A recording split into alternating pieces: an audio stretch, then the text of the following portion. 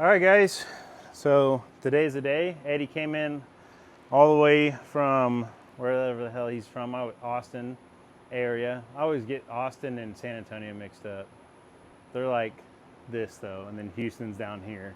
So anyway, like 4 hours away, and we are doing the HSF pinion bushings. He attempted to do it himself and then said, fuck that, it's too much work. So he came to visit me to do it. So we're gonna install these for the video because I didn't show how to do mine. So we're just gonna get right underneath the car. I'm gonna show y'all kind of what we're getting into. So you notice we already have the car jacked up and we have it on jack stands. That's so we can get under here. He's got a diff brace. He's also got the JXB insert. And we're not going to be able to just take those bolts out and sag it down. So we gotta have to remove the diff brace and the JXB insert in order for the diff to slide down enough to get it in with the jack. Remember, we're not lifting the car up, we're just supporting the jack. That way it doesn't just fall, and it's easier to get these bolts out. So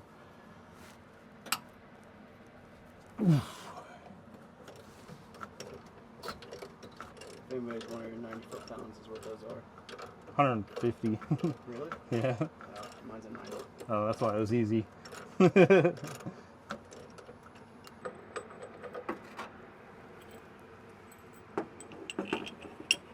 Bolt is good. So if you have one of my bolts that is a 12 mm, these are 10 mm for, it's an Allen head key.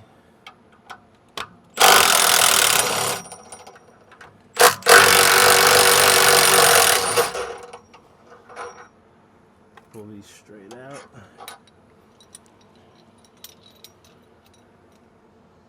And come off the diff. Now I'm just gonna move that out of the way. And we're just gonna shoot all the way up to the front. See if we can't get these off. We're just gonna go up here with our 21 and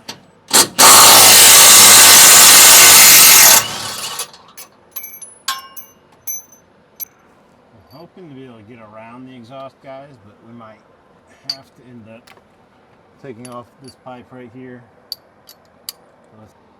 Alright guys, so he's got the MBRP and this one exhaust pipe is just kind of in the way, so we're going to,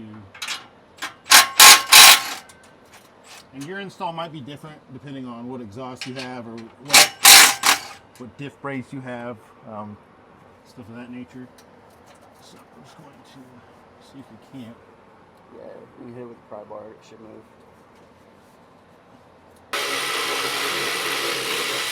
People are gonna be like, why do you like thermal so much? Because they got slit fit couplers, so instead of like this where they slide together, it's a coupler. You undo it and then everything just falls apart. So we need to set Eddie up with a thermal. Yeah. Wouldn't mind less drone too. Yeah. Yeah. I think you'd like it a lot. Hit her with your purse. Yeah, fuck yeah. This thing's... You gotta turn it side to side. We're up here and enough room, I'm just gonna work around it. If not, you'll wear yourself out fighting most of these exhausts. What I call Big Bertha. I rarely have to break her out anymore because normally little Bertha kind of handles it, but this, yeah. We'll see. Let's see what she can do. Oh, that impact is hot. All right.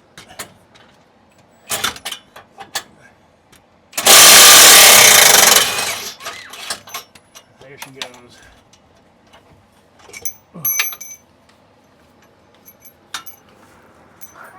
You going? So it's kind of caught right here because of the Steeda brace. So what we might end up doing is undoing ARP hardware. So we're going to pull these 3 bolts out.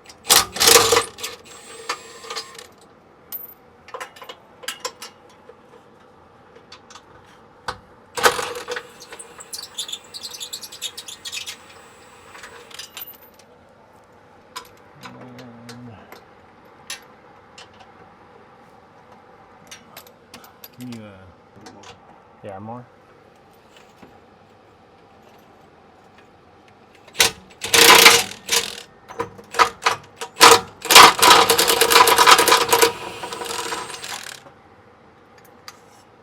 I will say this, I hate Steeda's little nut things they use to hold this up there. But and that's the whole reason, guys, is you got these that kind of sit in the face of that. You know, like if you have the AWR or something, you can just undo half of it and it'll be good. All right, now come down on the jack. Okay. Yep. All right, so the shop ended up tack welding his exhaust on, so once we cut the tack, we were able to get it off. So I'm just reaching up here using the hilt of my hammer, and I'm gonna just kind of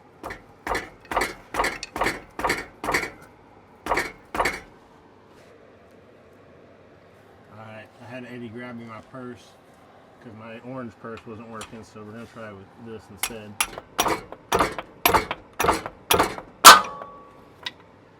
There we go.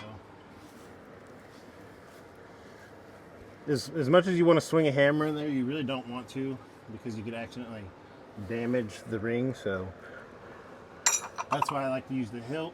It's a little bit softer, but you could also put a little weight behind it. This one's gonna be fun though, because it ended up coming, those little metal things came off, so sometimes what I'll do is get a screwdriver and you can kind of shove it up in there and try to push out. All right, just like that. Didn't fight at all. Took like 5 minutes. Hey, sometimes, guys, these can be a real pain in the ass. My best advice is a long pry bar with lots of leverage. Make sure when you're holding on to the pry bar, you're not squeezing your knuckles.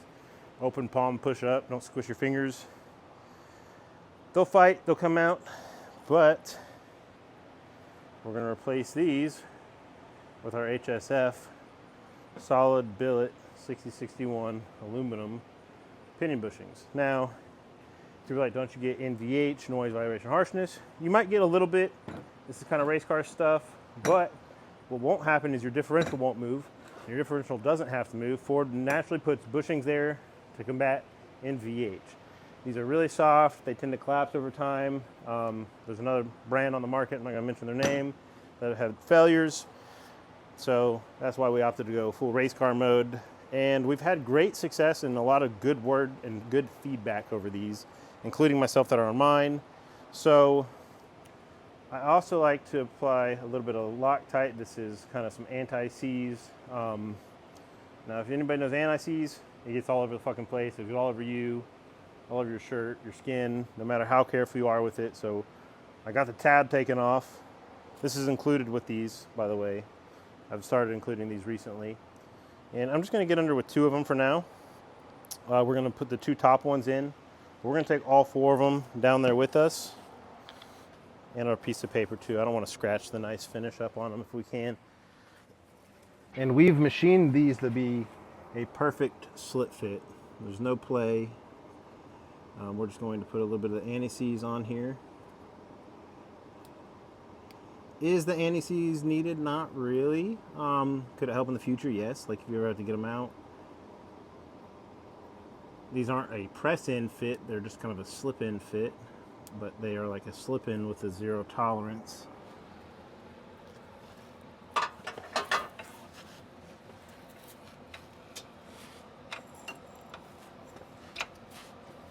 just like that, it literally slipped in place. Now I'm just twisting it in place.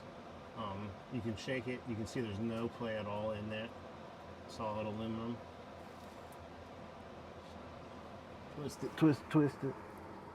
Same thing for the other one, a little anti-seize on there.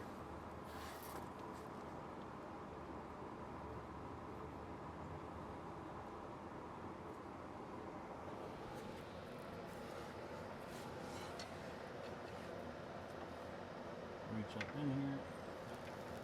Find the hole perfect. You gotta stick it straight in. Alright, ignore just twisting it.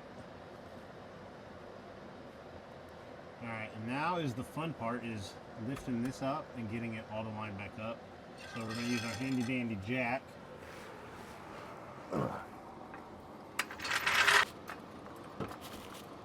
How the fuck did I get anti-seize on me? Alright, let's see where we're at. Come down with it a little bit. Too far. Oh wait, no, we're good, we're good. Same time, my guys, I somehow got fucking anti-seize on my hands. Damn anti-seize. We're just gonna slip this bottom one right into place, and we're just gonna twirl it around. The anti-seize kind of does help suck it up and kind of leave it there, so you can line up your hole. Jack it up just a little bit more for me. Alright, right there, that's good. And always start your bolt by hand, guys. You want to make sure it's going in there. You don't want to strip out your fucking subframe bolts. That would suck. Let's see. Okay, so we're slightly off of that hole somewhere. There it goes. I think we found our hole where we threaded in it. That one's gone in there pretty good.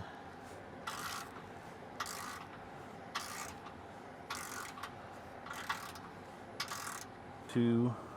Oh, okay. With my smaller impact, guys, I'm just going to run them up there a little bit, not all the way tight, because we're still going to want it loose a little bit. Just going to drive them up a little bit more.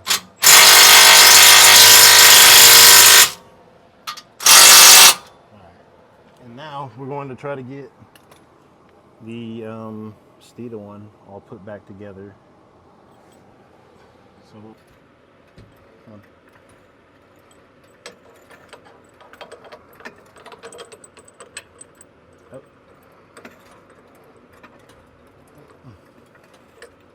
Right, hold it right there. Hold it right there.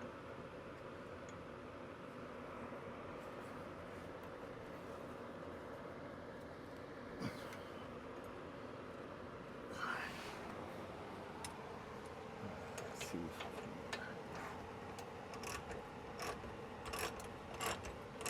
We just lined it up until we found the hole nice and easy. Just gonna run it all the way in.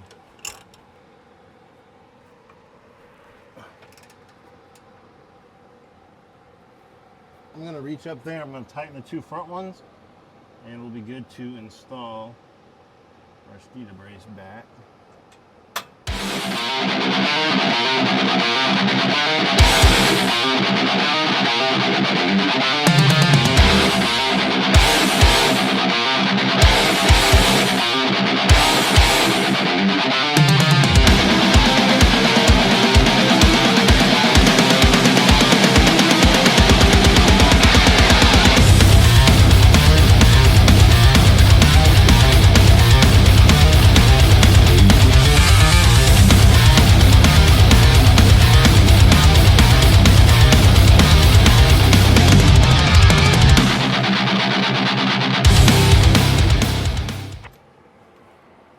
I'm sure Eddie's screaming at me because he wants me to torque him. 100%.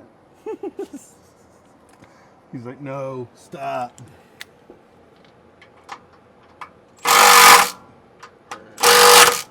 That one hurt me. Yeah? Yeah, A little bit? a little bit. What do you want those torqued to? I think they're 90 and then 45, Oh. but it's all good. I know you don't have a torque wrench. I do. I have like 4 of them. Do I use them? No. Unless I'm building a motor. Torque wrenches are homosexual. I'm German, so we do the Guten Tight. Ask Timo, he knows. Alright guys, so it's that easy. 10-minute install. Yeah, it can be a pain in the ass, guys. Having another set of hands. I mean, you saw us playing with the jack, this, that, and other, and it depends on what disc you have, you know, diff brace, and what else you got going on. But they're installed. This thing's solid. It ain't going nowhere. Let's put the exhaust back on and take it for a drive. I am going to get my torque wrench though. I'm going to torque this bolt here. So we're going to actually come back off of these just a tiny bit because I don't want them to be over torqued. Because on like something like this, you can over torque them, and it'd probably cause more NVH than you want it to. Snap-on, sponsor me, dude. What's up? This is, I think, the only thing Snap-on I own. Maybe like 2 other things. See, guys, I do own torque wrenches.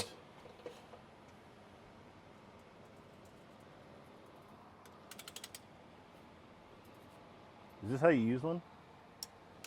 So far, so good.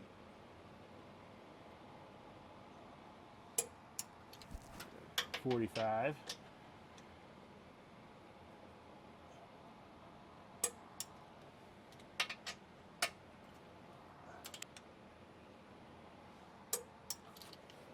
Boom. All done. Don't need to do any of the other ones. Just leave them loose.